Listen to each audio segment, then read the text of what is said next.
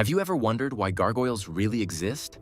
In the shadows of Gothic cathedrals and ancient stone walls, they're strange-looking creatures that perch. Grotesque, frightening, otherworldly. To many, they are stone monsters. To others, guardians etched in ancient rock. But what are these figures? And why were they built in the first place? They have watched over cities, weathered storms, and witnessed centuries of human fear and faith. Carved by hands long gone, they are at once protectors, storytellers, and silent witnesses to a world long forgotten. If you wander the rooftops of Europe's great cathedrals, if you follow the rain-soaked paths of old towns, or simply lift your gaze to the eaves of stone, you will see them. Long-necked beasts, snarling faces, creatures that seem almost alive despite being frozen forever in granite and limestone. But their story begins not in myth, but in the very real problem of rain. Centuries before modern gutters and drainpipes, heavy rainfall posed a threat to stone buildings. Water trickling down walls slowly eroded the mortar that held the stone together, threatening collapse and decay. Builders needed a way to send water away from the walls, to protect the very structures they worked so tirelessly to erect. The solution was ingenious in its simplicity. Carve a hollow channel out of stone and let the water flow through it, out and away from the building. That channel, that hollow throat, would one day be called a gargoyle.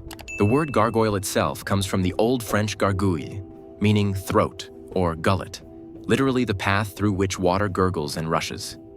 It is the same root that gives us the words gargle and gurgle, echoing the very sound of water passing through a throat. A gargoyle is, at its heart, a stone conduit for rainwater, a functional architectural feature designed to protect. Yet in the process of solving this practical challenge, medieval builders and sculptors began to let their imaginations run wild. The earliest gargoyles were simple and squat, but as Gothic architecture flourished from the 12th century onward, the figures grew longer, more elaborate, and increasingly bizarre. Elongated necks carried water far from the walls. Open mouths and dramatic curves greeted every storm like a performance. Artists began to shape these stone waterspouts into forms that went beyond necessity. Shapes that told stories. Some looked like lions, others dragons. Still others chimera combining parts of many animals into a single nightmarish face. Some were almost comical. Others seemed to scowl with palpable resentment toward the world below. There is an inherent paradox in gargoyles. They are both utilitarian and fantastical. They are born from engineering but elevated by artistic expression. And as they evolved, they absorbed meaning from the people who lived alongside them. For a medieval villager, most of whom could not read a word of scripture, the outside world was a dangerous place full of unseen forces.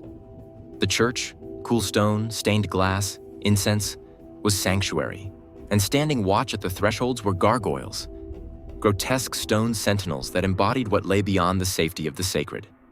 To contemporary eyes, some gargoyles seem almost humorous in their exaggeration. But to a person living in the 13th century, every carved face, every winged creature was loaded with symbolism. Many believed gargoyles served to ward off evil spirits, frightening away forces that might threaten the holy ground within. Their grotesque aspects were intentional, to deter the unseen, to give physical shape to dread. Legends arose around figures like La Gargouille, a dragon-like beast said to have terrorized the people of Rouen before being defeated by Saint Romanus. According to the tale, the severed dragon head was mounted on the church wall, one of the earliest symbolic acts that would inspire gargoyle imagery tied to victory over evil. This story blends practical architecture with folklore and spiritual meaning, illustrating how deeply these stone figures were woven into cultural imagination. Medieval churches sometimes used gargoyle motifs in surprising ways. Some figures took on human-like traits, perhaps representing the folly of sin, or the tortured fate that awaited those who strayed from righteous paths. Others looked outward, exotic animals that reflected distant lands, or grotesques that seemed to mock the world in their strange expressions. Not every figure was a true gargoyle by architectural definition. Some carved creatures did not serve as waterspouts at all.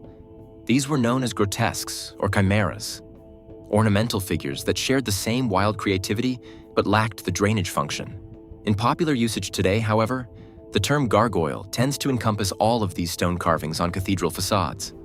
Over centuries, as architectural technology advanced, the need for gargoyles diminished. With the rise of metal drainpipes and modern rainwater management, buildings no longer relied on carved stone spouts. By the early 18th century, laws like the London Building Act of 1724 made downpipes compulsory, and gargoyles began to fade from practical use. Yet the idea of gargoyles never truly disappeared. In the 19th and 20th centuries, during waves of Gothic revival architecture, artists and architects resurrected the style, not for water diversion, but for the dramatic visual impact it carried. Structures like the Chrysler Building in New York feature stylized gargoyle motifs purely for decoration, a nod to the Gothic imagination. And across cultures outside Europe, similar stone waterspouts existed long before medieval cathedrals. In ancient Egypt and other early civilizations, lionhead waterspouts channeled rain from temple roofs in ways that echo the later Gothic designs. While they lacked the fantastical elaboration of medieval carvings, these ancient precedents show that humans have long married function with artistry and architecture. Perhaps the most intriguing aspect of gargoyles is not what they were made of, but what they represent in the collective human psyche. They are stone, yes, heavy, immovable, silent. But in their exaggerated forms, in their monstrous pantomime, they bridge the gap between earth and imagination.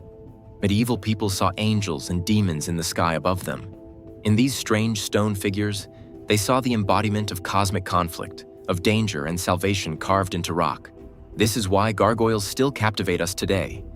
A visitor standing beneath the towers of Notre Dame or Chartres Cathedral feels something unique, a resonance with a past where art, faith, fear, and practicality intertwined.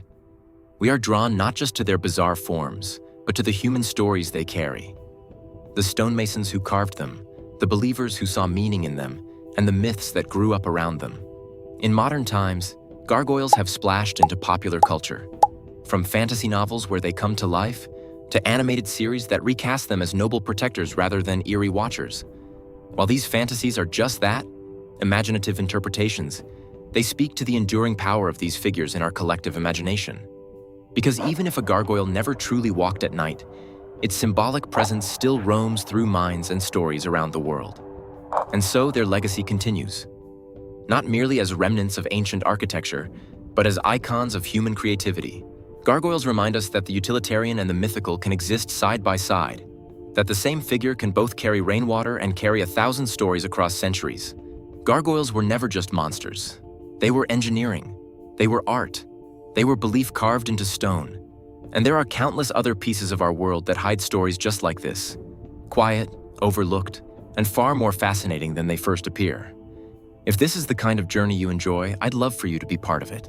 So, until our next adventure that connects forgotten reality with an unforgettable story, keep exploring.